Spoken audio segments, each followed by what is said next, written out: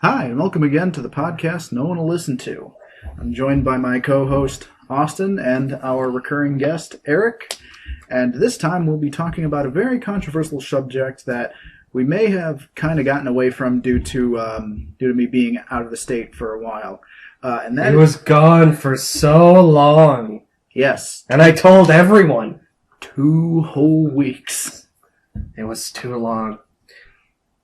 So, this is a subject that I already covered in a previous video of mine titled Integrity versus Industry, the Open Letter of Shane Newville.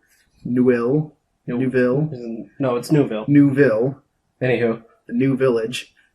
And this is going to be a more in-depth discussion on this podcast, which is kind of a new thing. We're actually kind of prepared. We did some research, or at least Austin did.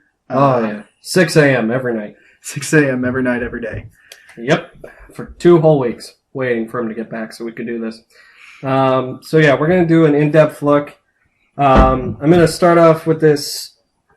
We have several points to go through. We got links Zach's going to attach. You can look at all of them. As well as the actual open letter in the description. Yep, he'll be adding that as well. First point to make. Is he credible? I say yes. I think we're all pretty much... I think before we get into this, for the viewers at home who may not know or understand, let me just lay down some context before we get into your points. Okay, go ahead. Whatever you think. About 2 weeks ago, an animator from Rooster Teeth on the Shane Newville, the name of Shane Newville... You got it right. Got it right.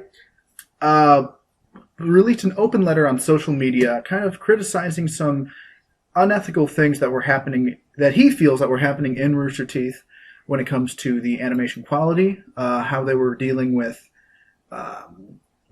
Monty Oom's Dream. That was kind of the show that he worked on, RWBY. It was their main selling point for RWBY. Yeah. He was? No, well, Monty's vision that... Because there was a freak out with his death that they're going to go away, they're going to make it their own, and they're going to forget everything he did. Well, that was one of the main concerns. But he really wrote a scathing expose on the whole subject that, frankly, had a lot of people up in arms about. Some people were looking to Rooster Teeth to get to the facts. We'll be talking about why it doesn't matter if Rooster Teeth talks at this point.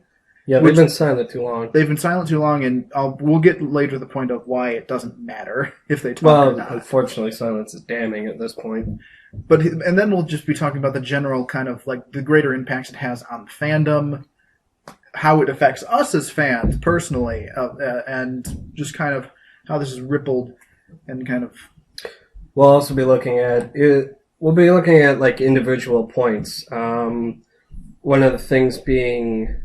one of the points he made was animation and how it was going downhill, how Rooster Teeth didn't originally pretty much plan around Monty and use his style to create a team with. We'll also be looking at, he mentioned like 4 things that were big changes. We'll be looking at those and comparing them as well. And then I think Zack already said it. We'll be looking at what does this mean for the future in a way. So, anything you want to add at this point, Eric? Any concerns as a fan, or just on this issue? Well, you're just waiting for us to dive in. I'm ready for the points. Okay, I'm going to wait for the points. You ready to dive in? Yeah. Okay. All right. Let's begin with our first point. First point: Shane's credibility. I would say just a unanimous yes from all of us that he's credible and. What he's talking about is probably true.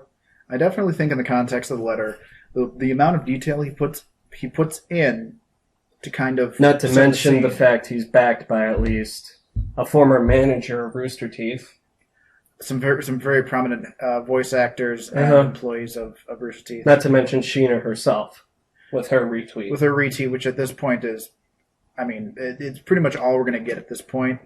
Yeah. So I think that it's...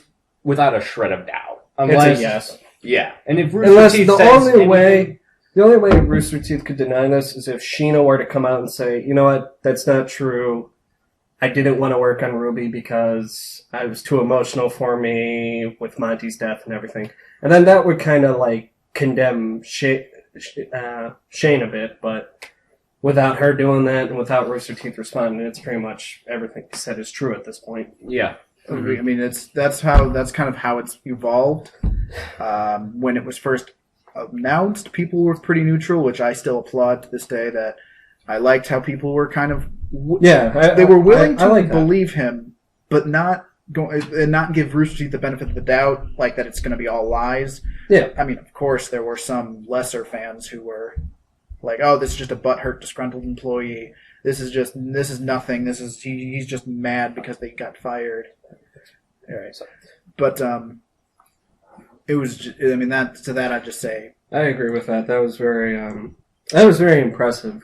I mean, because many times people are immediately either condemn the person who wrote the letter or back them, and there's very much a wait and see. Fandoms are just notorious for just having extreme biases and for sure. like this mob mentality. Mm-hmm. Well, I mean, not just fandoms. I mean, that's any time there's been like a whistleblower in a company. Well, I mean, yeah. I mean, remember, it's the female lawyer one. Single female lawyer. Yeah, but that's an actual. I mean, we have Snowden, which is the most famous. There's Snowden, but then there was also one in the 70s of a female lawyer who pretty much whistleblew that her company was with Wait, was that with sexual harassment? I think it was. It was a movie too. I think we're getting. We've gotten our point. Yeah, we'll go there. So yeah, he's credible. The next point is, why did he wait so long to talk about this? And I think this is one of the things that a lot of people are misinterpreting in the letter, and that's when Shane talks about his divorce, and when he talks about how closely he worked with Monty. People are interpreting this as, oh, only he knows what Monty's vision was, only he knows, only he understands, and he's just trying to gain sympathy with the divorce. What he's trying to say is establish his credibility with Monty, but then he's also establishing, look, I would have come out with this sooner, but I couldn't because I needed to keep this job in order to support my family. Which now he doesn't have. Yeah, which now he doesn't have, so it's like, who cares? And I know a lot of people are like, that's a huge thing to go against, like, a non-disclosure agreement, but who says he even signed one? He didn't really. There were a couple details that I think, if he was trying to do damage, he would have named a lot more names. Exactly. He would have said outright, "I am going against a non-disclosure agreement." He would have named people that he wanted to If he wanted to grind an axe, he could have done. He could have done it very worse. Yeah, and I mean, people are misinterpreting. A non-disclosure is for how a business runs itself. So that means you don't reveal trade secrets. So a non-disclosure would be working for KFC and then telling someone 6 of the 11 herbs and spices. That's a broker of a non-disclosure right there. It's salt and chicken grease, though. Shut up. That's all it is, salt and chicken grease. Well, fine, the Coca-Cola recipe. That's salt and chicken grease. Ew. Tastes good though. But so that's the thing.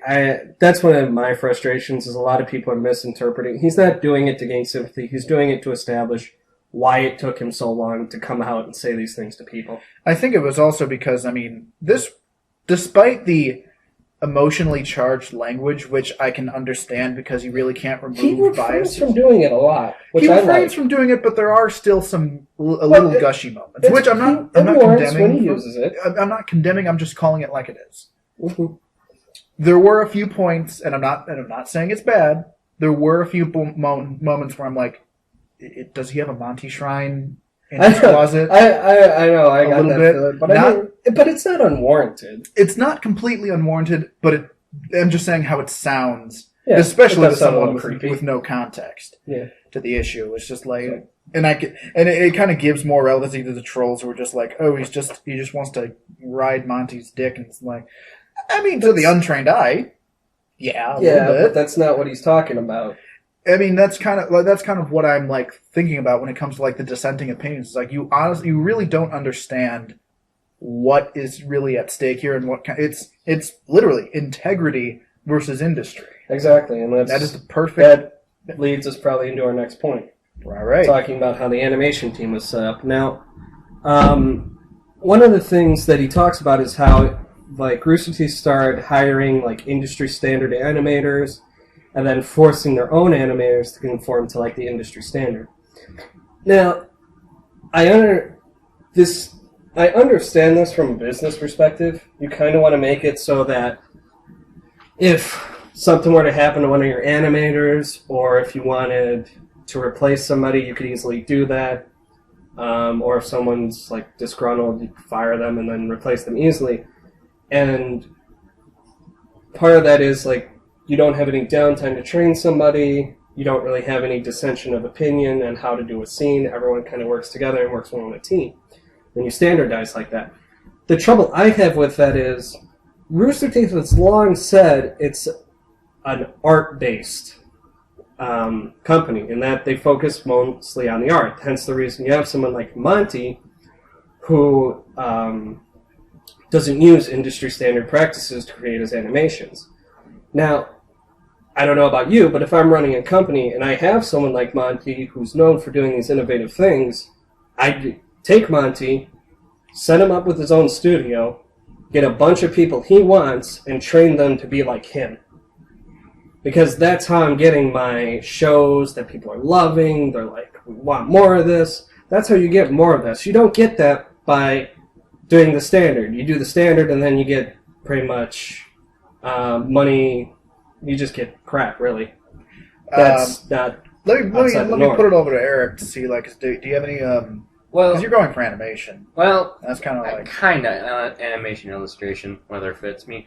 Yeah, I mean, if it ain't broke, don't fix it. I mean, this company, if things were going good the way Monty did it, and since he left, you make since he died, yeah, you make Shane now. He's the new lead animator, and you should do what he does, what he should do, and it's like it's not. It was not broken.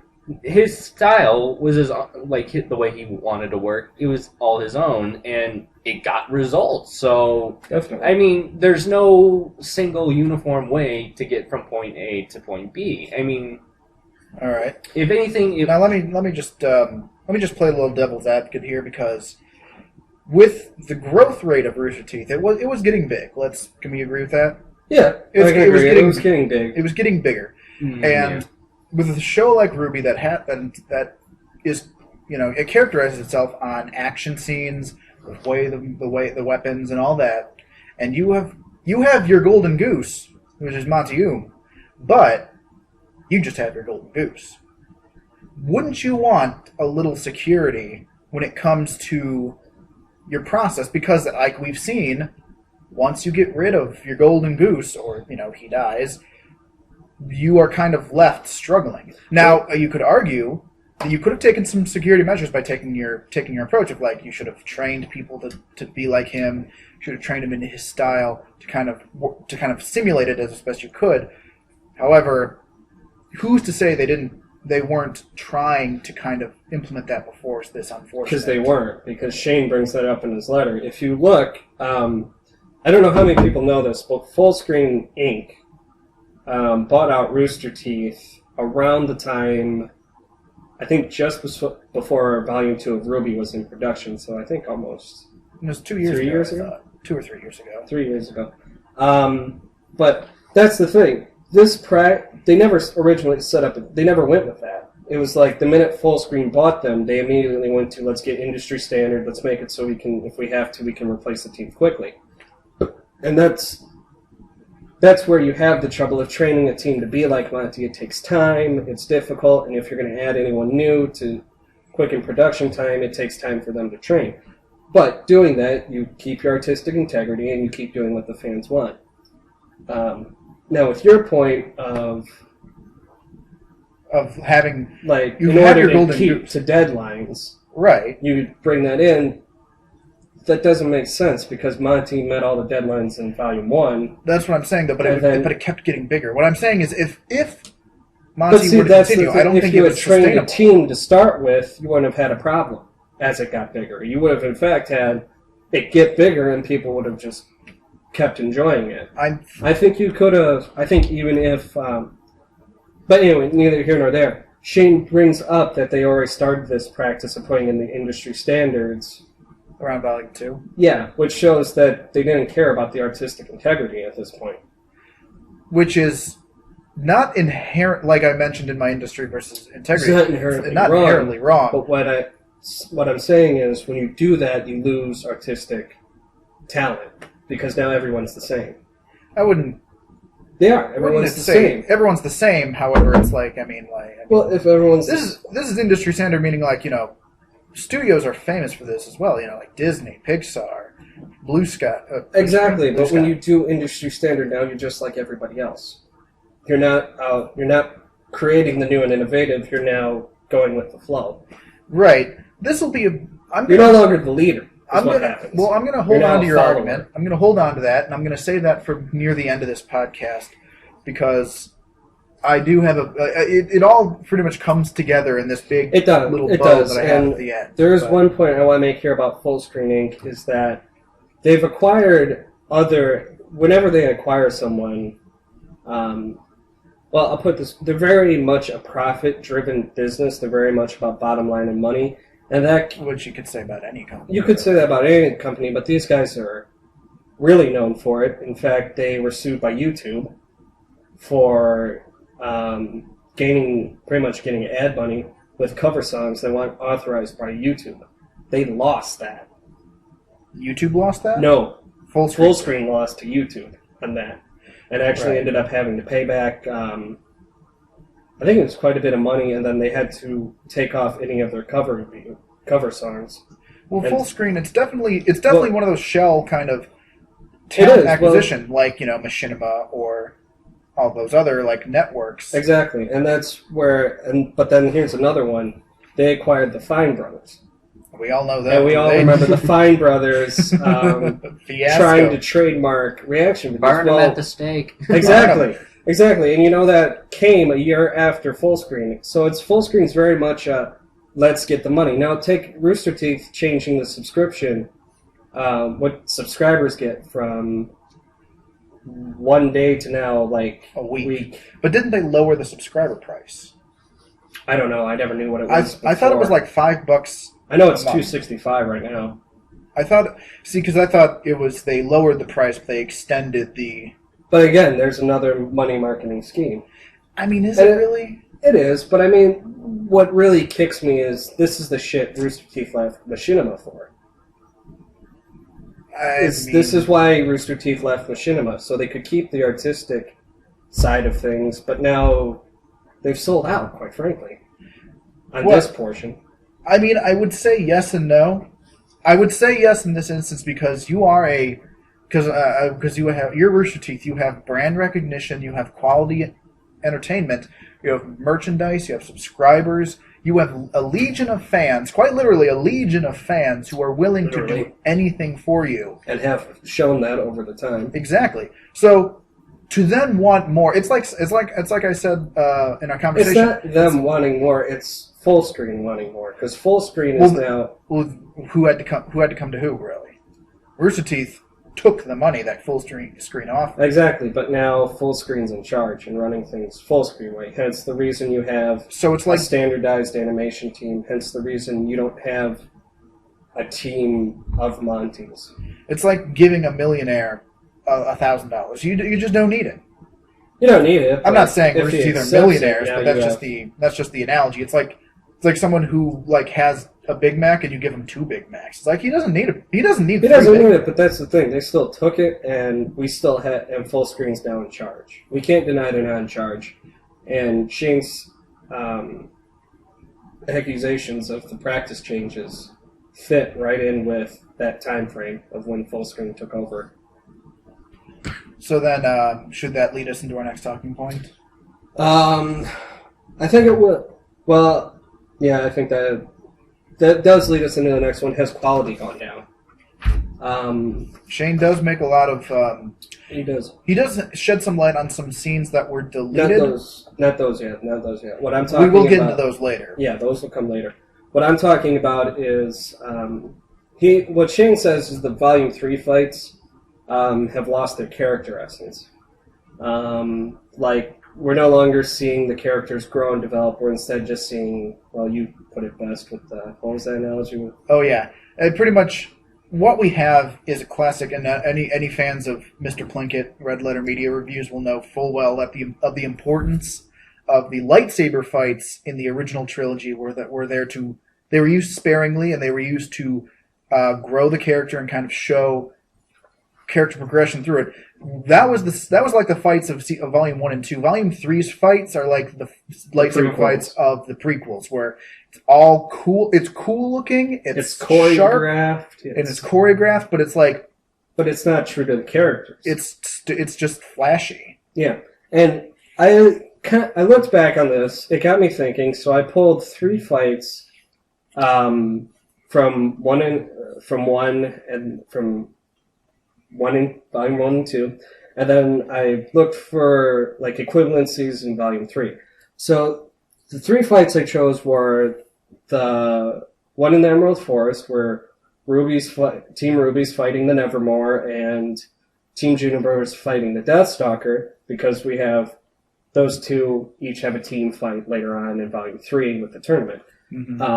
And then I chose Yang pretty much destroying Ursa Jr.'s club in the yellow trailer. Oh, yeah. And before people start freaking out, yes, that is canon, because in Volume 2, he actually confirms that she was there and trashed the club.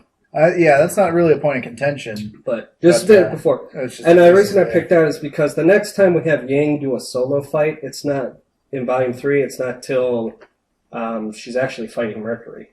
God, I hate Mercury. I know you do. I'm just gonna go. Mercury fucking sucks. Yeah. I'll just put it out there right now. Everything he does is terrible, and I hate him. Yeah. Okay. He really hates Mercury. Hate Mercury. And then the third fight I chose was Pyrrha versus Team. It's Cardinal, right? It's Hardin's team. Cardin's team. Cardin? I thought it was Hardin. No, it's Cardin. It's Cardinal, right, Eric? Don't ask me. Okay, I think it's Cardinal because it's supposed to reference it's always team. The Archbishop who... Because Cardin's supposed to represent the Archbishop who essentially condemned Joan of Arc to the stake. Hard. Yes, yeah. So I looked at these 3 fights, and we'll look at the first one first. When we have that fight in the Emerald Forest, it is very much a character-building fight, because we see the teams break off into what they're later established. We have Juniper breaks off, fights the Deathstalker. We have RWBY breaks off and fights the Nevermore. We also see during this fight how they coordinate together. We already see like the basis for it. You have RWBY and Weiss pretty much dealing the final blow to the Deathstalker. And having one of the funniest moments in Volume 1. Yes, exactly. Do you even need to ask? Well, of course I can hit it.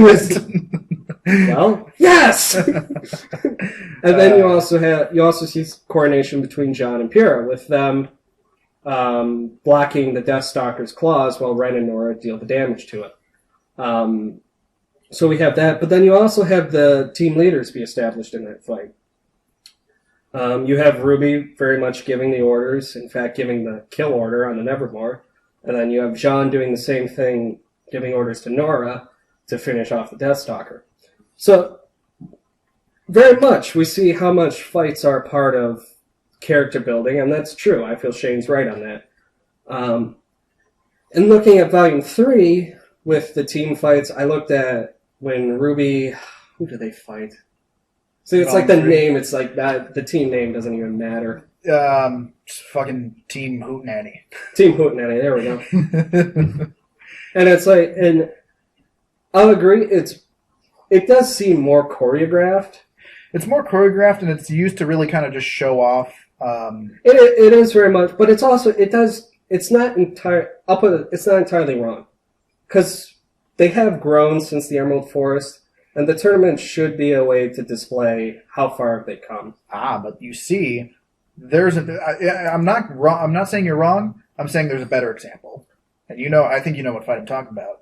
It's the Season 2 fight, Team RWBY versus yeah, but we can't Torchlight. use that because we're comparing, Volume 3 dropped the quality. That's my argument that it has dropped in quality. Because you say Volume 2 already showed it. The Volume 2 already showed it. Because they have team fights. You got White Rose, you got Bumblebee, you got whatever the fuck. See, that did show the coordination, but then I think that was against a giant tank. Yeah. Mecha Well, see, but think about that. That's just one-on-one. One guy in a battle suit versus 4 people with... Yeah, I know it's a battle suit, but that means she's using dust, okay? They're all using pretty much dust. Gunpowder. They're all using dust. Yeah, okay. So we'll give them that. Come on. But I won't. But again, we can't use it because we're comparing Volume 1. We're comparing has Volume 3 dropped the ball. And I would say in the tournament fights, we see a more refined, and it's a different style. It's a team versus a team. Honestly, though, I mean, I'm just gonna talk a little meta for a minute here. If they're training these kids to fight monsters, what makes you think like their techniques would work on humans? If you're trying to take down something that's bigger, larger, faster, and stronger than you, why would you fight another human if you're trying to take down? Well, not monster? Everything's the size of a Deathstalker. Like we do see the lizards. Well, that's what I'm saying. It's kind of like the Attack on Titan thing where they're kind of fighting hand to hand. It's like, but you're fighting giant. Yeah, it doesn't Titans. make sense. I agree with you there. Why would you need to learn self-defense if only to fight other humans? But it's like you're in the military to fight Titans. I know it does that, but that's a different example. Bigger than houses. But I mean, in RWBY, they're not bigger than them. They're not Titanic size. I mean, aside from the Elephant Grim, the Ursas are big. The Ursas are big, but they're pretty big. Like a foot taller. That's still pretty fucking big. I mean, that's a lot, but that's like the difference between you and a basketball player. I mean, still, I'd want to know how to take it down. I mean, it's not just straight height, but also mass. That's natural armor. You're also looking at human versus human. There's a lot more thinking involved in that. You can't just take a human down like an animal. Well, that's what I'm saying. Why are they testing the skill of these humans versus humans when they're supposed to be fighting monsters? You're just overthinking it. It's we're taking it out. It's a tournament. I don't know, Eric. Okay, it's just to display skills. I don't know, Eric. What do you think? I think they should be fighting you see, they should have made it like the Tri-Wizard tournament and get Grim. Get Grim. Who takes down the Grim the best? Right. Wouldn't that be a much better display of skill? No. To make it like team fighting, yes. Team fighting, yes. But just fighting a Grim. But fighting a Grim as a team. It's just be like 2 bullets and it's done. Oh, Doors line. Yeah. Come on. You think the Nevermore went down in 2 hits? You think the Deathstalker went down in 2 hits? It's kind of like. You think the Ursa went down in 2 hits? I don't know. It's not as interesting. Is the trouble? Holy! It is so much more. It's so much better to see humans fight humans versus humans fighting an animal. Where were you in Volume 1?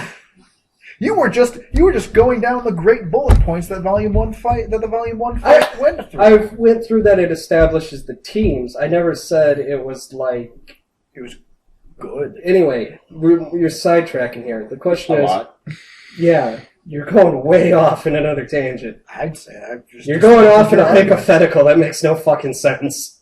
But here's the thing: I say with the Volume 3 fights, they're not completely trash. They are more choreographed, but they do display that they've come far as a team, especially Juniper.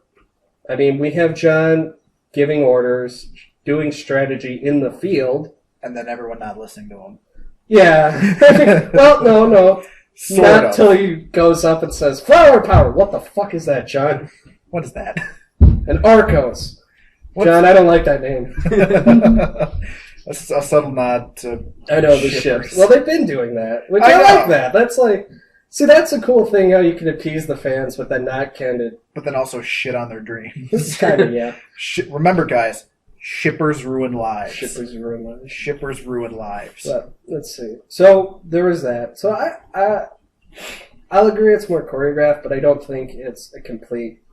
It's not as much of a downfall as the next one I'm talking about, and that's when we see Yang fight Ursa Jr., the reason I bring this up is because it's a huge display of character for Yang, especially. Because in it, we see her... where is it? TikTok. We see how she fights in close combat. We see her semblance at work. We see how she deals with like a ranged opponent. And then we also see how she reacts defensively. I mean, for the love of God, she's fighting a man with a machine gun at one point. A literal machine gun in the trailer. It's like a rocket launcher? No, it was a minigun. It's a minigun. Yeah. It's no type of thing that's heavy would have. We're talking about the DJ. Oh, yeah. He has a freaking gun. He has a bazooka. That thing's a full one. Junior has a bazooka. Junior has a bazooka bat. It's a bazooka that turns into a bat, which is awesome. I love that. Actually, it makes no sense, but I mean, I'm not arguing the reason I love that fight is because it shows so much of her, and it shows how much we get a strong sense of her style. Which is what the point of the yellow trailer was. Yeah, it's supposed to not only show her what she can do, but also get us pumped to see this. And it did a very good job of that. Oh fuck yeah! It did was, and it's the reason I bring this up is because it's one of the few times we see Yang solo fight. Right. Yeah, we don't really get a lot of Yang solo fights. It's very much. I mean, like Volume 2, we have her versus Neo, which I mean, it's not even a fight. We don't. Neo I'm talking early on. We don't have a lot. It's like until like Neo, it's very much she's a team finisher. Well, I mean, and here's where my analogy kind of comes more through. How many fights were in Volumes 1 and 2? Quite a bit, actually. How many fights? If you mean solo fights, oh, you mean like how many fights weren't character building? Right. None. I mean, every how single many fights of like that? Well, I'm getting to that. You're rushing ahead. Slap you! You're rushing ahead. I'm trying to build to something. I'm trying to build. You're like the fucking bully at the beach. I'm building my sandcastle. You come down, kick it. You're too busy with that. So then I buried you up to your neck while you weren't looking. You're the one with the flying buttresses. Exactly, the flying buttresses. Anyway, so yeah, it's very much establishes Yang. It shows who she is. We get this sense of we know what she's about, quite literally. And then we also see how she reacts defensively, which is going to be a huge point later. But the thing is, her defensive style is that of a boxer. Gloves up, running. Shuffling all about. And that yellow trailer very much displays that. But anyway, this is the next Yang versus Mercury. I feel they did drop the ball. Well, that's because Mercury is a piece of shit. Yeah. Mercury is a But here's the thing. That first half of the fight, Mercury keeps up with Yang. Because he's a piece of shit? Yeah, pretty much. But he keeps up with Yang. It's a very much an even back and forth with both of them getting hits in and then responding appropriately. And what I hate about this is when, like, Mercury sets off Yang's semblance, he's out in 2 punches. I mean, like... Why? What did you expect? It's Super Saiyan Yang. I know, and I mean, I know Mercury's supposed to take a dive in that fight, but there's taking a dive, and then there's just throwing the fucking match. I mean, you know what? What I hate is that he goes from being able to keep up with her, and then he's not able to block a single effing hit. Well, I mean, like, it's Super Saiyan Yang. It is Super Saiyan Yang. It's kind of like what happens in Neo. It's never been like she's... Well, Neon. I mean, she gets stronger, but it's never said that she's now, like... Faster.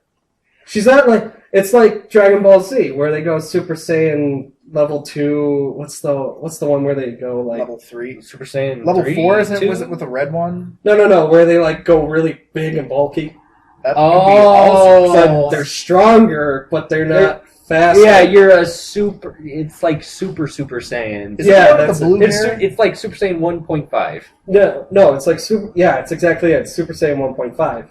Where it's like, they get stronger, but they're not able to move as fast. Yeah. And it's like, that's where I struggle. It's like, okay, yeah, she's stronger, but that's no excuse for him not being able to put up a block. I mean, she can break through a block, which would make sense. If she's stronger, yeah. She probably has the strength to break through a block. But he doesn't even make an attempt. And that, I feel, is a step down in quality. And also like that. And it's also something that they're trying to save money. It's like, hey, this guy's got to take a dive. Let's just show him get his ass kicked. And you know what really kind of just bust my balls about this, and it's like why I fucking hate Mercury so much, is because they've kind of marketed him as essentially like the opposite of Yang, and it's like, oh, she has shotgun, unless he has shotgun boots. Shoes. But it's like, why do they have to make him like such just? I mean, like I like asshole characters like Archer and all that, but this guy's just like a straight like. Why am I watching cocky him? dick? Yeah, he's a cocky dick with no redeeming which you like when he goes down, but he's like Joffrey. He's Joffrey. You're looking at character. You're not looking at the fight itself.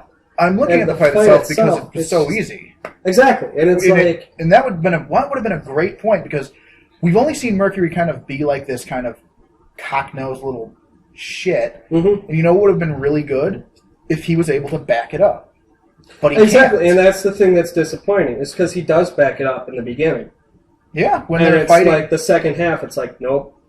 Are you talking about with Team Coco or when the whole Team Emerald was Well, Team Coco, and then I'm talking about in the beginning fight with Yang. Yeah. Let that sink in for you. What? I don't know. I don't know what the hell yours. No, but it's like that. I agree with you that the whole take a dive thing could have been, it could have been better. It could have been a fool to even us, the audience. Exactly. That would have been great. That guy was. That's the thing. We knew he was taking a dive at that point. Right, because it's like it was bad. It was stupid. Bad storytelling. So it's not even so much that the animation has dropped, but the story has dropped dramatically. Well, it has, but I mean that's also think about how many frames of animation they saved by not having him put up a fight. By just having him get the stack kicked out of him right from the start, you save probably how many frames, Eric? Okay, well, let's not measure in frames, because like a minute of animation takes like hundreds of thousands. Well, okay, so how many minutes did they probably save? Well, they saved a lot. Mm-hmm. Which, again, it's that whole artistic art versus integrity industry. versus. And this is one of the best examples of it, Yeah. of how they are leaning more towards industry. Mercury's a piece of shit. But see, then it also varies, too, because in Volume 3, there's the fight between Pyrrha and Penny. Now, the last time we saw Pyrrha fight a Team Solo, she's fighting Team Cardinal. Which, I think the Team Cardinal... I'm going to be so pissed if I go home and find out that I've been calling this team by the wrong name. But anyway... Team Dickhead. Team Dickhead is pretty much... how did I miss that? But it's like, during that fight, we get very much a perspective on Pyrrha's character. Yes, she is a very talented fighter. We see that by how easily she throws Cardinal around, which makes sense. Based on what Weiss has said with her winning... was it minstrel tournament like 3 times in a row. Sure you want to rephrase that? Minstrel, not minstrel. I thought you said menstrual. No, minstrel. It's minstrel, right? I honestly minstrel. Don't know. It might. Eric. Northside said it correctly. I heard him say menstrual. I just heard him say minstrel. menstrual. Yeah, No. he said it right. Okay. Yeah. She's won it like I think Weiss says need to- 3 times in a row, which makes sense. She should completely dominate them.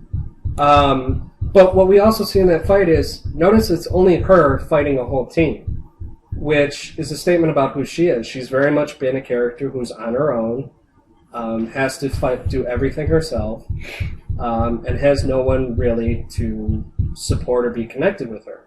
And the reason I find this fight very character building is because it brings home that later scene when she's talking to John about how she couldn't get a prom date because they're too intimidated. Exactly. Well, it's like, and it brings home the fact that she's almost right. She is alone. She's always been alone before coming to Beacon and meeting John and establishing Team Juniper and the fact that it's like this is the first time where she can let go of the reins and let somebody exactly. else. It's the first time she lets go. It's the first time that she kind of has people in her life. And that fight really brings that home. And the Penny versus Pyrrha fight, I feel kind of brings that back a little bit. It does. Now just hear me out a little bit, okay? Now, a lot of people are saying Pyrrha has magnetism, she should have ripped Penny apart from the beginning. Remember, the only people who know Penny is an android are RWBY and our villain. And Dr. Light. And Dr. Light, I love that. I love that there's a scene of Dr. Light, literally, when watching the TV. Oh, that was actually pretty sad. I feel bad for that man. But keep in mind that this is actually what's displayed is a very even and realistic fight. You have Penny, who's an android who can think and respond faster than Pyrrha can, and then you have Pyrrha, who's a top-trained athlete, who's fighting a robot. It makes sense that this would be an even back-and-forth fight. Now, what I mean when I said that this hauls back to Pyrrha feeling alone, look how Emerald's illusion is. It's an overwhelming just sea of swords coming at Pyrrha. And that's how she's feeling at that point. It's very much, she's weighing the decision of becoming the Fall Maiden. She's worried about her friends. She's feeling alone again. She feels like she has to face everything by herself. She feels overwhelmed. Yes, exactly. Overwhelming odds. Exactly, that's overwhelming odds right there.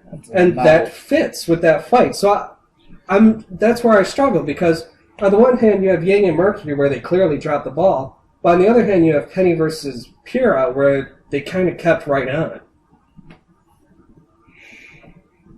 Yeah. Okay. So right. It's like, okay. So I agree partially with him that the quality's gone down. It's not gone down, it's kind of gone inconsistent. Oh, wait. Well, how would you say inconsistent? That's because we have Yang and Mercury where they drop the ball, but then you have Pyrrha and Penny where they did it right. I mean, honestly, the only questions I'm always bringing up there, I guess, with those fights. Well, I guess the other thing is look at other Volume 3 fights but we have nothing to compare them to with Volume 1. Who was Sun's team's name again? Sun. Was it literally just Sun? It is Sun. It's 3 S's and an N. Eric, do you know? It is. It's 3 S's and an N. Sun. Sun, Neptune, and the two other guys. Two other guys that nobody knows named. Well, they know their names. Gay pirate. We just don't know them because the other gay pirates. Lockdown. That's a Volume 3 high point there, but that's not a bad fight. It's not a bad fight. It was definitely a fluff fight. You know what's very much your Star Wars analogy? Winter versus Crow.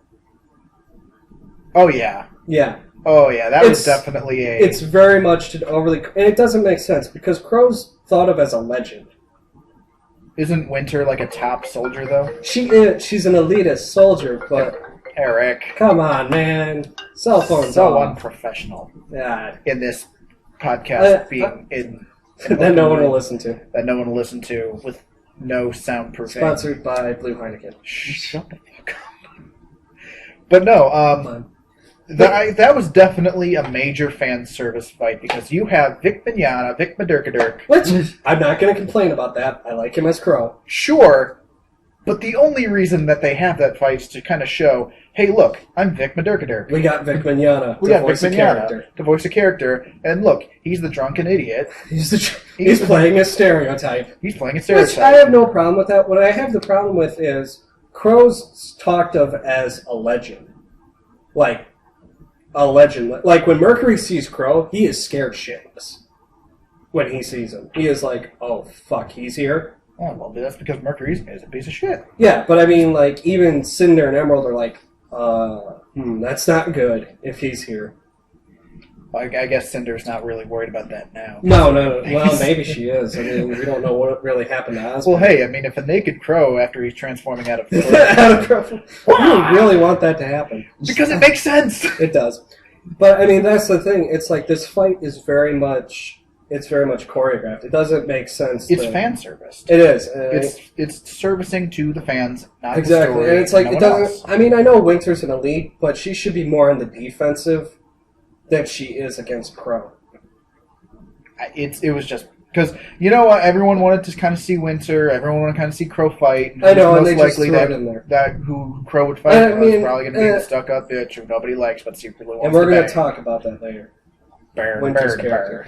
But so there's that. But I think the other thing, so we talked about our fights. The next step is scene changes comparison. scene changes. Yeah, so we know From a hat. Shane talked about, well, he did talk about RWBY fighting on the blimp. He didn't like that.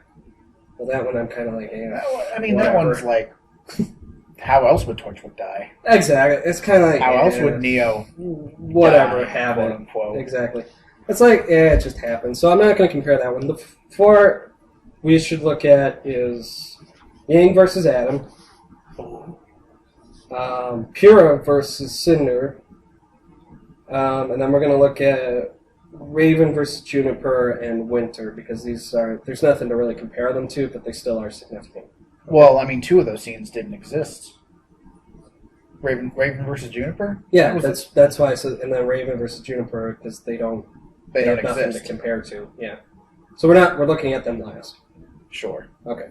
So the big thing is, I went back, I looked at Adam versus Yang, and it's very weird because It's very weird in a lot of ways. the Pure one gets way weirder. Well, that one completely changed. And Yeah, that one's so. flipped dominoes and I got babies were minutes. born. I got specific minutes to give all you people, like down to the second. We got episode. play-by-plays. I got play-by-plays ready for you people. But we're gonna look at Adam versus Yang first. And the thing that that was so weird to me was Shane was like, Yang wasn't supposed to lose her arm in this fight, and she was actually supposed to fight Adam evenly. Okay. That was the original intention? That was the original intention. Okay. Like, Blake's injured, Yang is supposed to fight Adam to defend Blake. Okay? Makes sense. That's something So, that would and happen. looking back, there were something very incoherent with Yang's fighting style. Yes. Because when what I mean is Yang performs a running jump punch that's completely uncharacteristic of her boxing fighting style.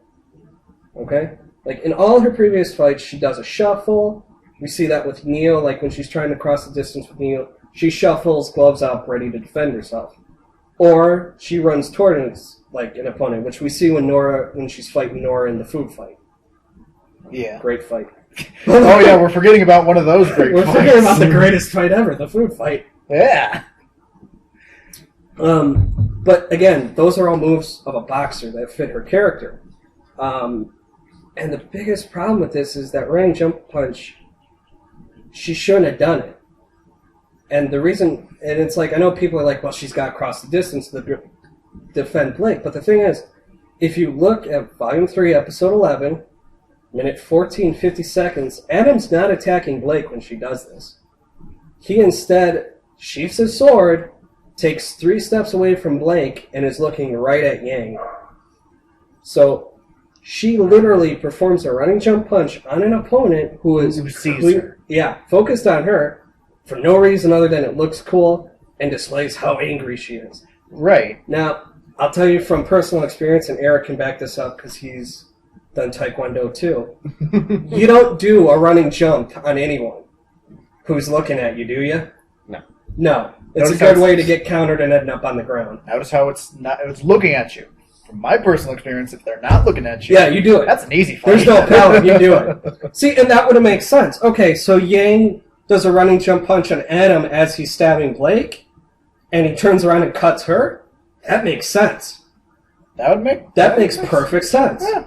But the way it's shown doesn't make sense. She literally performs an attack you're not supposed to do if you're a seasoned fighter. Right. And I think this was the big point I was trying to make of them just making a big emotional deal of it, because a character acting illogically like Has that never been shown in the show. Well, it hasn't been shown in that kind of context, because Yang gets mad. That's kind of her thing. She gets mad, but she's never been that stupid about being mad. Exactly. She's never. I mean, she's like, I think the fight with Neo has proved like if she gets too worked up, because I remember Neo never really kind of activates the semblance, but just kind of like counters. Yeah. Just messes with her. Neo never actually does a direct attack, just counters and tires her out. Right, which is what kind of how you deal with that. But I'm saying, and Yang of course doesn't know how to deal with that, and is just getting, Which makes sense. She's hard. just getting mad. She's getting not mad, getting pumped but up she's or not. fighting. Look at what she doesn't do a running jump attack. She doesn't do any of She that. keeps with her defense stance, and she continues to try and create an opening, which is how you box, which is realistic to how a boxer fights. Well, and also they're in close quarters and that. They're in close quarters Yeah. too, but you can still to get a run going. You need 3 to 4 steps, and you're good. Right. But they had a whole. Were they in the cafeteria or in a? No, they were they were in a box cart, but it was pretty good. Well, no, I'm talking about the Atom fight. Oh, the Atom fight. They're in They were in a destroyed building. I where think they're in she the cafeteria. Yeah. Or one of the common rooms. But anyway, still that doesn't. It's not need to be crossed. Blake's not in immediate danger. Adam's focus is clearly on Yang, ready to attack her, and she jumps in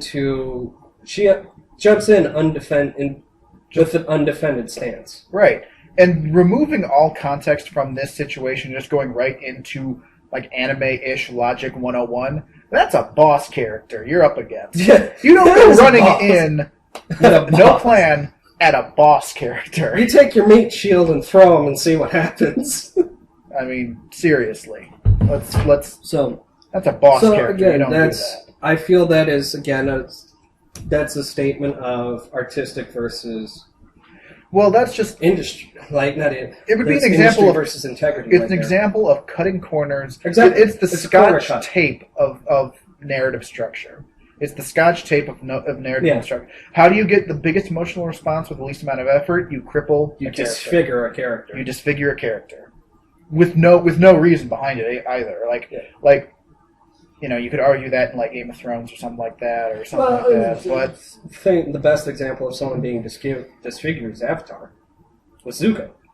Yeah. But think about how they actually set that up. They do. They don't do what RWBY did here and just have it she gets her arm cut off. No, Zuko. There's actually a story behind how he gets disfigured. It's not his dad just goes one day, "Yeah, I'm burning you, son, because I hate you." Which he could have done. He kind of already did. He kind of already was like that. But that's not how they set it up. They take the time, they put the artistic details necessary to convey that properly. And that's not what's happened here in RWBY.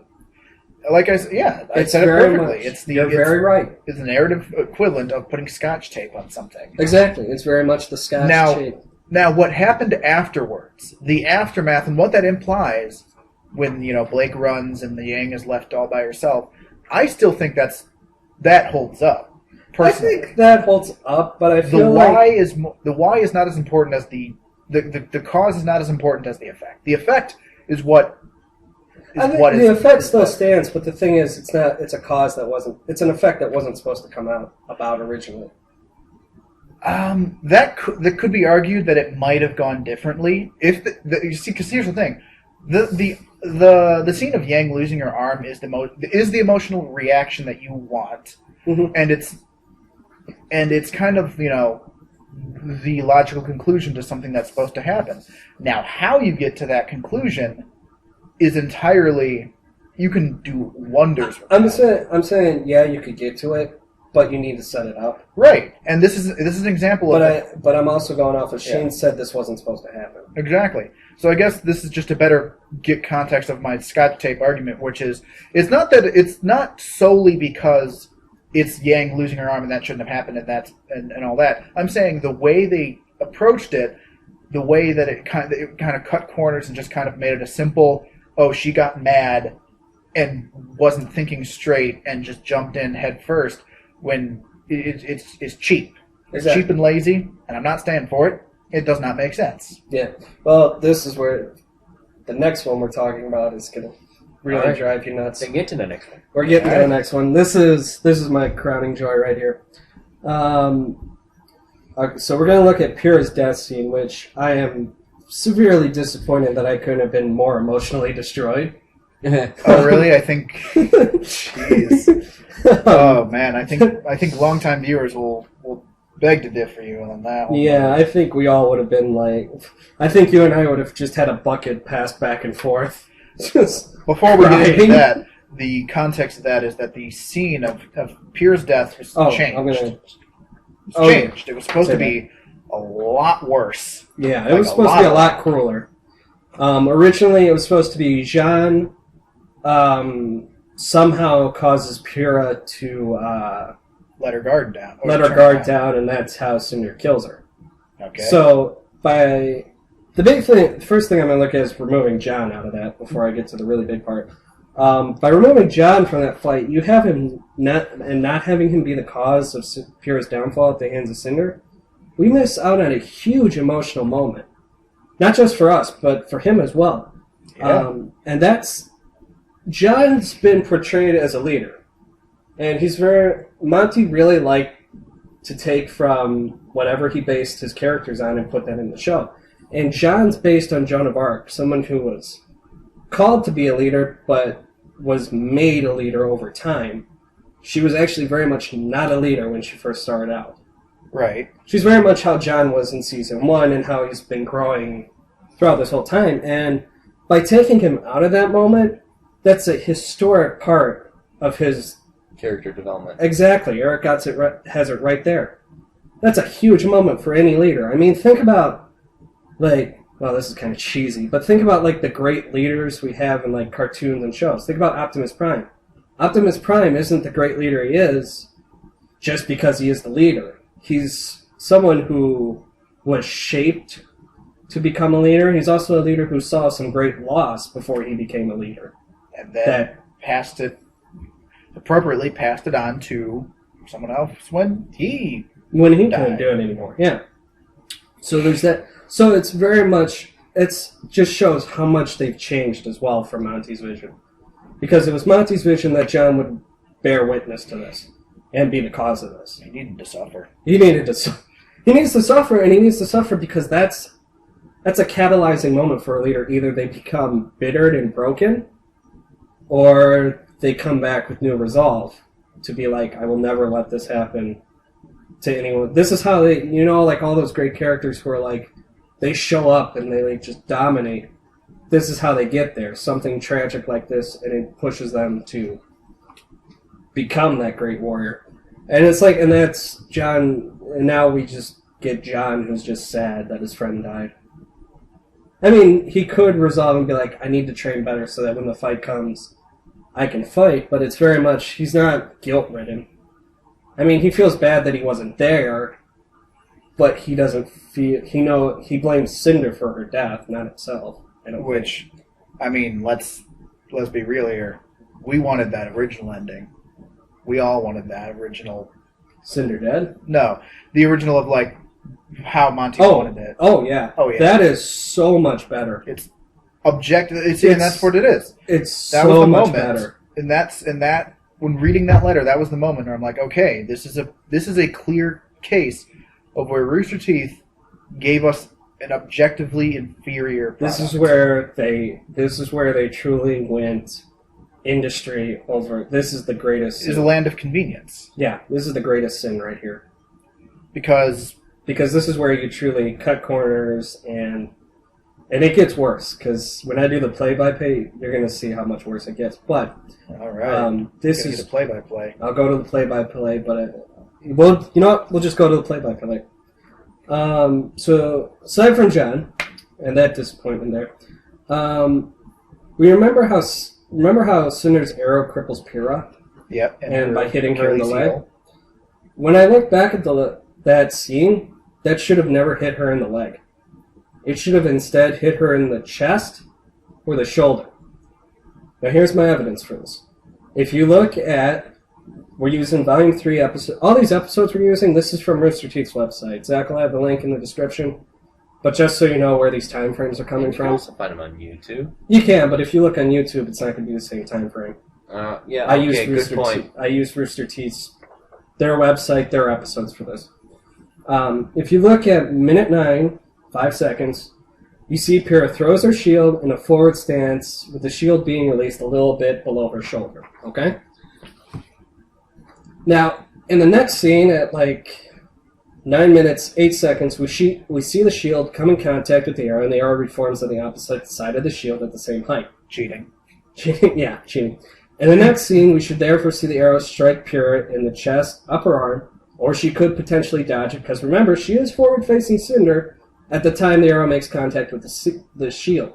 So she could see it coming. It's a little dodge. Yeah, she could dodge. It's a little bit out there, but she could have done it.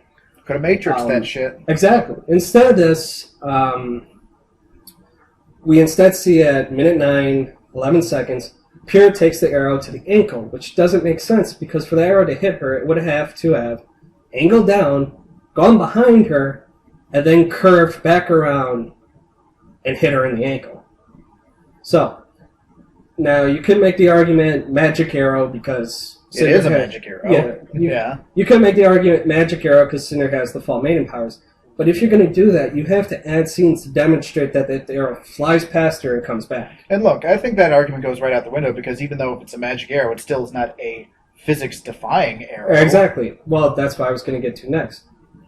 Things get even weirder from here because if the arrow is not magical, then Pyrrha's stance is all wrong when that arrow hits the mark. Instead of forward-facing with her focus on Cinder, she would have, for that arrow to have hit, she would have to have pulled a complete 180 after throwing her shield. She would have to have done a full, complete 180. But like then, a discus throw, pretty much. Exactly, like a discus throw where you spin. But if that were the case, then it hit her in the back of the shoulder again. Yeah. So, and that's where things get even weirder because when we see Pyrrha throw her shield, she plants her foot at 9 minutes, 5 seconds. So that argument's out too. So, what I've heard from concluded from this is that when the arrow striking scene with Pyrrha, and then the one where she throws her shield, they weren't constructed in the same set, I think. No, definitely. In fact, if you look at Pyrrha's position when she takes the arrow, it almost looks like she is focused on someone. Someone else. Someone like Jean, who could have been injured, causing her to lose focus on Cinder long enough for the arrow to strike her in the back of the ankle, for Cinder to line up a shot. Jean gets injured, Pyrrha changes, looks, focuses on him, boom. Cinder lines up the shot and nails her in the ankle. And from this, I think either Shane put it in here as a clue to what we missed out on. He did, because he did animate this, right? He did animate it. He did animate it with someone else. Or I think what happened is they borrowed from Monty's original. I think Monty already had this scene animated, ready to go. And I think in order to cut time, cut corners, they pulled from it. Well. That would seem like an open and shut case. Wouldn't you agree? Yes? No? Absolutely. Yeah. I think they did, because if they didn't, and this is just an animation flub, this is huge. This is a huge mark in quality. This is like watching old Spider-Man cartoons and they reuse animation. Except instead of making it fit, they didn't even bother. Right. And I've put in that argument at the end of my integrity video of the argument of whether Rooster Teeth just didn't care or is incredibly incompetent. And I think, what do you two gentlemen think so far, given the evidence that we've seen so far? They don't care. That's my take. They don't care? I think this is very much full screen not caring. Very much focusing on money and profit drive and cutting costs. I think this is very much they don't care anymore. Sadly. As much as I would love to see that it be that they are just straight up incompetent. They've never shown to be incompetent. Because I'm a dick like that. No, this is definitely them just not caring about the quality of their product or just the way things are handled. Because, like I'll just say it before, and anyone who kind of wants to debate or kind of post in the comments. That's what this video is for. That Pyrrha scene, that original ending, what we got in the end was an objectively lower quality product. Yeah. Just across the board. It is. You can't... You're open to opinions, but in that specific moment, in that specific context, it's just not. I mean, you could make the argument you're tired of seeing Pyrrha and John scenes, but I mean, to be fair, I'm tired of seeing RWBY and Weiss scenes. Well, that's because shippers ruin lives. Exactly. I'm sick of RWBY and Weiss scenes. But here's the thing, though. Blake scenes. Those scenes are serviceable, but I'm going to put forth the argument that almost every Pyrrha and John scene, actually, they come away with something. Yeah, they build character-wise. Right. And it's not and to it's say like, that and they they're don't. not, with everyone else. And they're not shoved down our throats either. Right. They're very much... I totally believe that these that they care about each other. Yeah, you totally believe it. They're totally going to bang. Well, they would have. They would have banged. Honestly, never mind. I think that prom night ended with them banging. John, take off that dress. No, keep the dress on. Oh. Okay. So there's that. And then 2 quick snippets here. We have the team Raven versus Juniper fight. And I think that's also a statement to how much they changed and tried to cut corners. Because what we have in Volume 3 is like everyone's like, well, how the hell would that fit? Well, maybe it doesn't fit because of how much they've already changed. Right. The only person who would kind of know that, it would be Monty and how that fits in. And it would be Shane or possibly even Sheena. Shane or Sheena, one of those two. But maybe Miles and Carrie, but then it's like... Perhaps. It's totally possible, but the fact he never bashed Miles or Carrie in that, did he? Well, that was the thing. That was the reason why he didn't name names, because he didn't want to drag as many people through the... That's why I'm saying, if he wanted to do damage to people, he would have done a lot more. Yeah, but he didn't seem to imply that he was pissed at them. It seemed like it was that's the thing, though. When people say that, like, he has an axe to grind, clearly he doesn't, or he would have... Exactly. It's very much his focus is on upper management, not his... Because, yeah, he wouldn't fucking shit on Carrie or Miles. Or see, that's the thing. I don't think he had any problem with Carrie or Miles. I think it was very much upper management. But anyway, definitely a management neither here or there. The other thing I have trouble with is Winter. And it's like, the reason I have trouble with Winter is she's too military. She's too bland. She's just stick up her butt. Exactly. Stick up her butt has to stick up her butt. Exactly. She's just she's very much just a strict military person, and this doesn't make sense because it doesn't make sense for Weiss to then rebel against their father. And I know a lot of people have speculated that Weiss's father is abusive, but I counter that with Winter actually says, he's strict, but he still cares about you.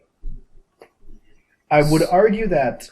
Well, what I'm getting at is I feel like Winter should... I can understand, okay, she's in front of her troop, she has to be strict military. But I feel when she was alone with Weiss, she should have been a lot more... sisterly? Yeah, a lot more like, how are you doing? She kind of is, though. She is, but she's still she's very, military, how's your summoning? Why aren't you summoning well? Fix your summoning! She's like... I mean, it's at first it's for a gag, It's like when it's like, I didn't ask for your opinion on this. It's like, but how you doing at school? How you doing? How you do? See, but that's the thing. It's like she never drops the military. But here's my big argument for why that is the case. And maybe it's not. It has nothing to do with Winter, but it has something to do with Weiss, because what we've seen so far with her summoning is that she obviously hasn't been able to do it yet completely. Yeah, completely. And maybe that's because, and that's why she's rebelling and all that, because the thing with Winter is, she's obviously, top of the ranks, prodigy, good. So you're saying... I'm saying the reason Weiss is so rebellious is because she's not good enough, and she wants to always prove that she is. And that's why she rebels. I could give you that, but then I also feel like, again, you still have a too military... She's too bland military. I mean, that could... but that's... There are so many other variables in that it's almost a non-issue. Because, I agree. There's a lot of... it is partially me being nitpicky. It's a little nitpicky. But... It is, but I kind of feel like it is a little bit justified because it doesn't... She never... Because it's like Weiss loves her sister. I'd love for Weiss. I love if I too would love if I have a sister and she looked like Winter. All right. Oh, yes. But that's the thing. The love Weiss shows doesn't show that she resents Winter in any way. Right, but it's not about Winter. It's about the daddy. It's about the daddy. It could be about the daddy issues. Honestly, when season 4 comes around, it could just be like. But that's the thing. It's like, why would you love someone who's so military, who's so bland and militant?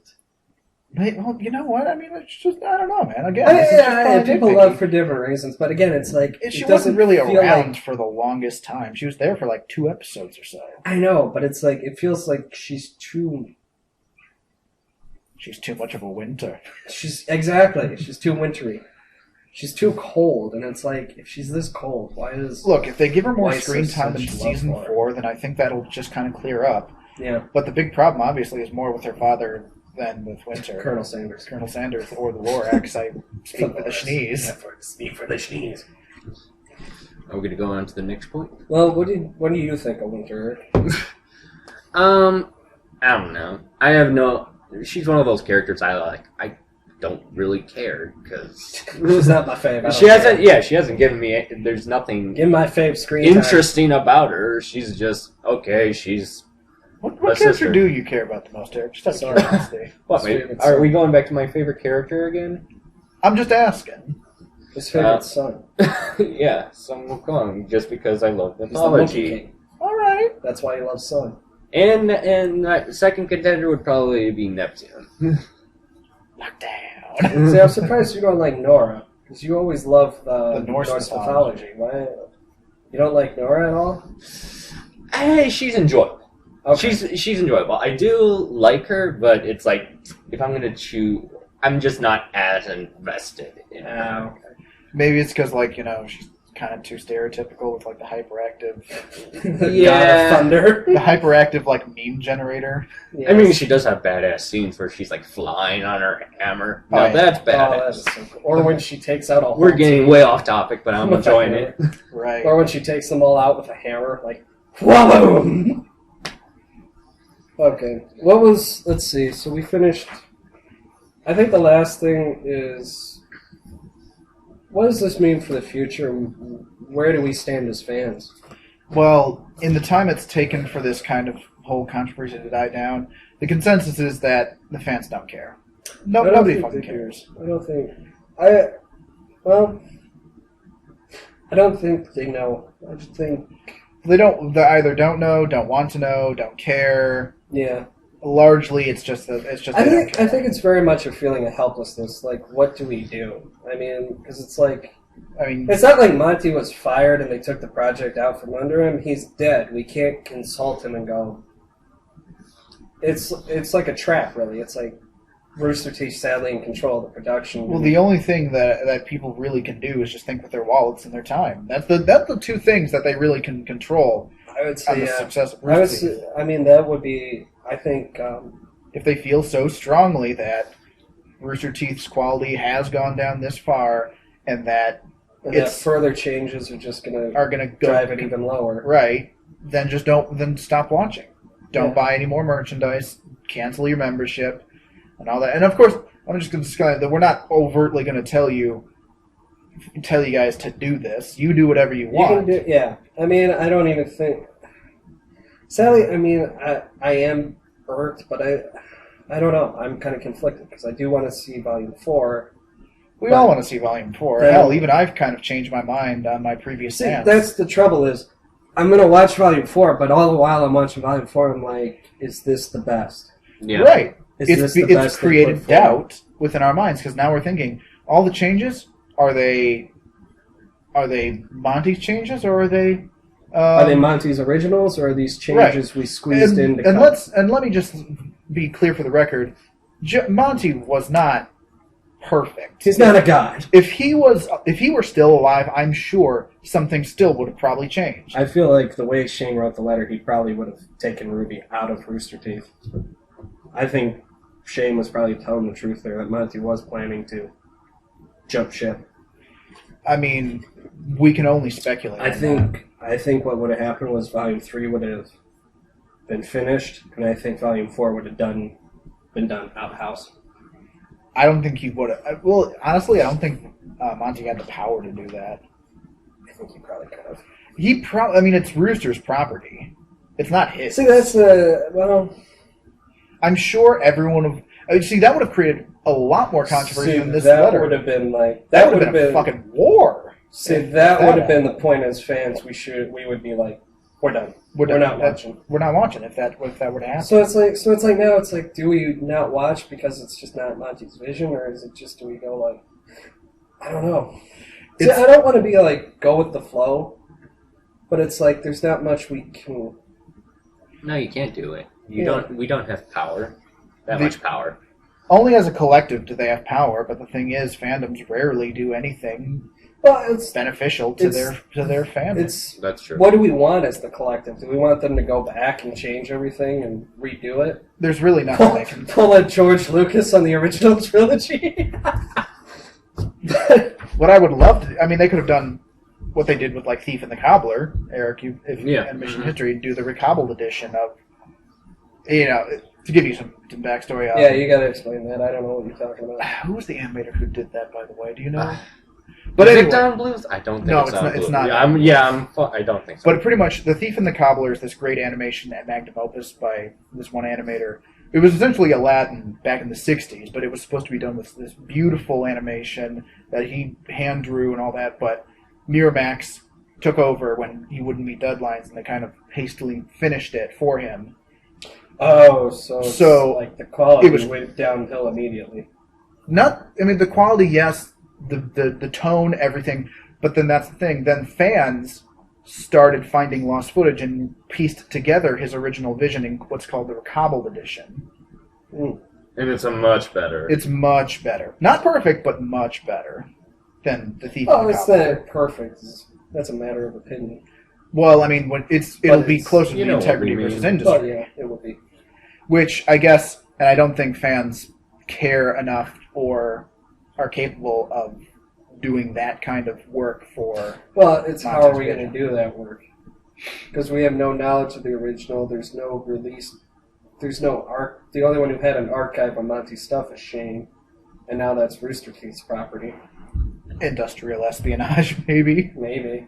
But who's to say they're going to keep it all? Look, even if there was a way to do it, and that's just again my cynical view is that I don't think fandoms today have any care for. I think what you're mixing up is not caring with not knowing what direction to go. Because it's like, what's the direction? Do we have like Rooster Teeth stop what they're doing? And it's like we have no way to check them. Is what I'm saying. I mean, we have no way to go. Okay, yeah, that was Monty's vision.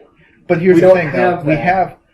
Fandoms do have a lot more power than they have the power. But what I'm saying is, we don't have anywhere to guide the power. There's no need for them to because they don't care. They're too stupid.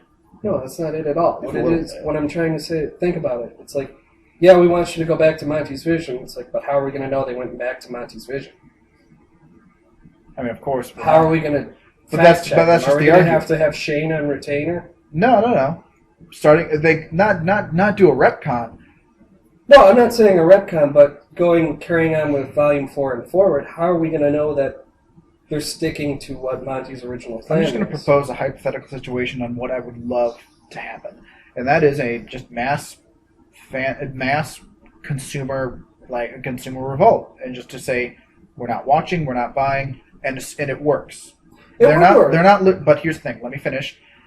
And they're not getting any more money. They're not getting any more views. So they're like, okay, what do you want? And we're like, we want you to care about it again. And it's like, okay, we'll do that. Because here's the thing. Then you're like, oh, well, how do they do? Because if they don't get a second chance then.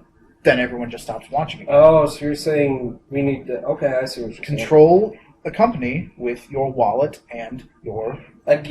time. Okay. Because if enough people stop watching, they'll get. That's the only way you'll get through to Rooster. So are you saying what the true problem is? It's not that Monty's vision's been lost, but like the Pure and the Yang scenes that were changed. Those are lost. We're not going to get those back. But you're saying maybe as a DVD extra. See, but then I'm like moving forward. It's like they could like up the quality, but it's like then how are we still going to know? It's again, I'm going back to the point of how. It doesn't even have to be. Because what you described, it's not Monty's, it's just making sure they keep the quality up. But that's just it. Really, Monty's vision, Monty's way of doing RWBY died with Monty. We're never going to get that kind of quality back. Because they fucked up. You can only get close. You can only get close. You could get close, but mixing Shane and Sheena together. That can maybe Shane. Maybe more Shane than Sheena. But you never know. I mean, without being a fly in the wall to their relationship, you got no fucking idea. Yeah, we're never going to know. But the point is that all we would want is for them to give a shit again. I think we could settle for that. I think that it's the only thing we can. Because I think, truthfully, I think you were right when you said that his style died with him, in a way. Right.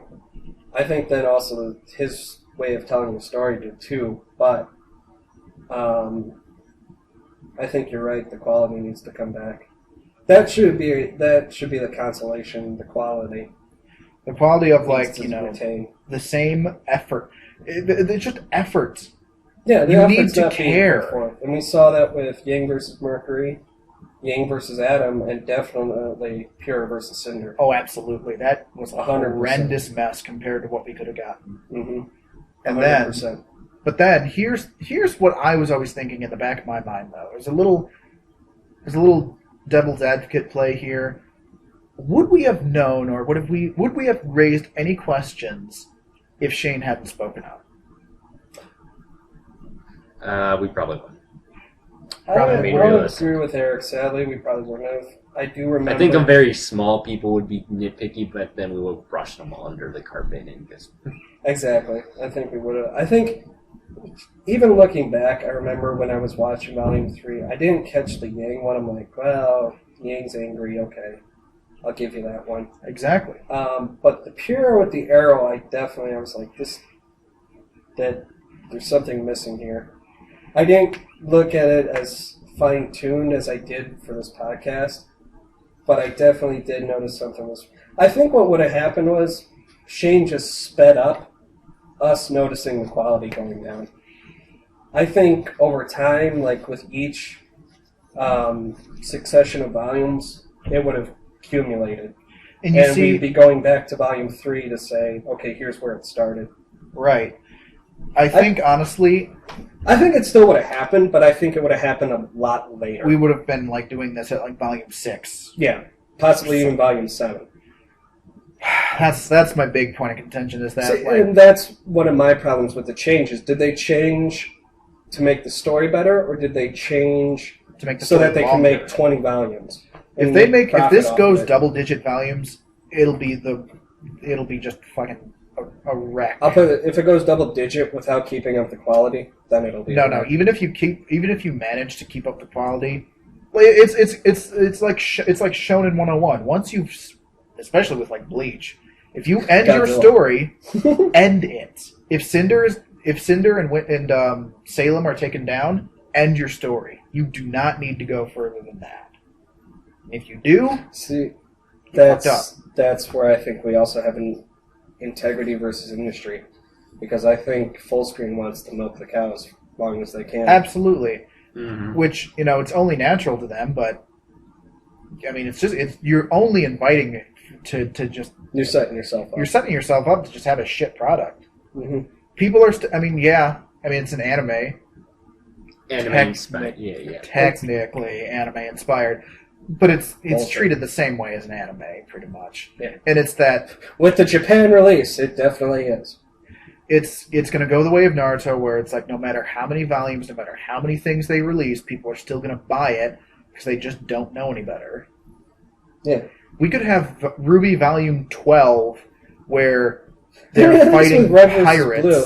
It's changing worlds, it's changing... Well, it's changing the whole dynamic of the show. Not to mention you have the whole universe's space. You can cover any storyline you want there. But, that's a discussion for another... I'm not touching that can of worms. That's another one. Get it out of my I'm just saying that's an example of a long-running one, but that can run long because of its setting. With RWBY, I think it should... You're right, it should probably end with Salem being taken down. Or if there is someone higher up than Salem, then that's where it ends. Oh, who would be higher than the Queen of Monsters? I know, that's the thing. It's who are you going to have? God? Satan? You have to kill God? Oh, shit, dude. How the hell are we going to do this? You just, they find it all out, and Osmond's just, drops things I'm done. I'm going to go back to my cottage. I'm done. I'm done. I'm going to grow my vegetables. I'm fucking done. Smoke my pipe. I'm done. Well, you're out of points now. We're out of points. Here's one. I'm not gonna do it. Yeah.